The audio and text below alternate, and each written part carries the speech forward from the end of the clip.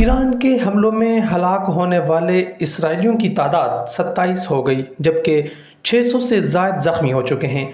امریکی انٹیلیجنس کے اعلیٰ اہلکار کے حوالے سے امریکی جریدے وال اسٹریٹ جرنل کی رپورٹ میں بتایا گیا کہ اسرائیل کی خفیہ ایجنسی موساد کا ہیڈ کوارٹرز بھی ایرانی حملوں کی زد میں آ گیا۔ اسرائیل کا تمام ایئرپورٹس اور فضائی حدود بند رکھنے کا اعلان کر رکھا ہے۔ واشنگٹن پوسٹ نے دعویٰ کیا کہ اسرائیلی ایئر ڈیفنس سسٹم دباؤ کا شکار ہے۔ انٹرسیپٹرز نہ ملے تو اسرائیلی دفاعی نظام 10 سے 20 دن چل سکے گا۔ اسرائیل پر مسلسل ایرانی میزائلوں کی بارش سے انٹرسیپٹرز ختم ہونے لگے۔ رپورٹ میں کہا گیا کہ تیزی سے کم ہوتی انٹرسیپٹرز کی تعداد اسرائیلی دفاعی نظام کی پائیداری پر سوالیہ نشان بن چکی ہے۔ میڈیا رپورٹ کے مطابق ایران کا نصف سے زائد میزائل ذخیرہ اب بھی محفوظ ہے۔ ایرانی سپریم لیڈر خامنئی نے ٹرمپ کا ہتھیار ڈالنے کا مطالبہ مسترد کر دیا۔ ایران کے سپریم لیڈر آیت اللہ علی خامنئی نے امریکی صدر ڈونلڈ ٹرمپ کے ایران کو سرنڈر کرنے کا انتباہ کو مسترد کرتے ہوئے خبردار کیا کہ ایران کبھی بھی سرنڈر نہیں کرے گا۔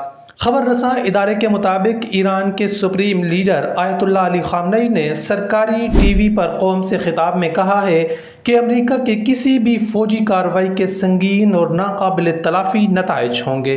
ہم امریکی صدر ڈونلڈ ٹرمپ کی غیر مشروط ہتھیار ڈالنے کی اپیل کو قبول نہیں کریں گے۔ یہ خامنئی کا جمعے کا پہلا باضابطہ رد عمل ہے جب اسرائیل نے ایران پر بمباری شروع کی تھی اور انہوں نے سرکاری میڈیا پر نشر کی گئی ایک تقریر میں خطاب کیا تھا۔ ان کا کہنا تھا کہ امن یا جنگ ایران پر مسلط نہیں کی جا سکتی۔ دانش مند لوگ جو ایران یا ایرانی قوم اور اس کی تاریخ کو جانتے ہیں وہ اس قوم سے دھمکی آمیز زبان میں کبھی بات نہیں کریں گے، کیونکہ ایرانی قوم ہتھیار نہیں ڈالے گی، دشمن مسلم ممالک میں پھوٹ ڈالنے کی کوشش کر رہا ہے۔ ایرانی سپریم لیڈر نے کہا کہ اسرائیل نے ایران پر حملہ کر کے سنگین غلطی کی جس کی اسے سزا ملے گی۔ امریکی صدر ٹرمپ کی دھمکیوں کے حوالے سے خامنئی کا کہنا تھا کہ جو لوگ ایران کی تاریخ سے واقف ہیں وہ جانتے ہیں کہ ایرانی دھمکیوں کا اچھے طریقے سے جواب دیتے ہیں۔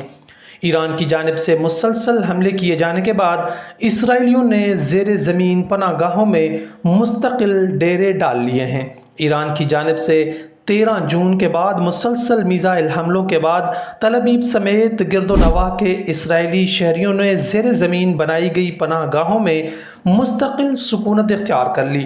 غیر ملکی میڈیا کی رپورٹ کے مطابق اسرائیلی حکومت نے تل ابیب سمیت دیگر شہروں میں زیر زمین شیلٹرز بنا رکھے ہیں جبکہ زیر زمین بس اور میٹرو اسٹیشنز کو بھی پناہ گاہ کے طور پر استعمال کیا جا رہا ہے۔ اسرائیلی حکومت اپنے شہریوں کی حفاظت یقینی بنانے کے لیے جہاں ایئر ڈیفنس سسٹم پر اربوں ڈالر کے اخراجات کرتی ہے، وہیں حکومت مستقل بنیادوں پر زیر زمین شیلٹرز کی تعمیر بھی کرتی رہتی ہے۔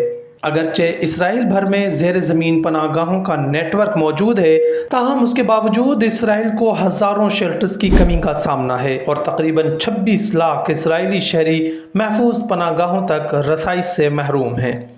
رپورٹ کے مطابق ایران کی جانب سے مسلسل جارحانہ میزائل حملوں کے بعد اسرائیلیوں نے بچوں اور پالتو جانوروں سمیت زیر زمین پناہ گاہوں میں مستقل سکونت اختیار کر لی ہے، جبکہ فلسطینی نژاد اسرائیلی شہریوں کو مذکورہ ٹھکانوں میں داخل نہیں ہونے دیا جا رہا۔ بلومبرگ نیوز کا کہنا ہے کہ سینئر امریکی حکام آئندہ دنوں میں ایران پر ممکنہ حملے کے لیے تیاری کر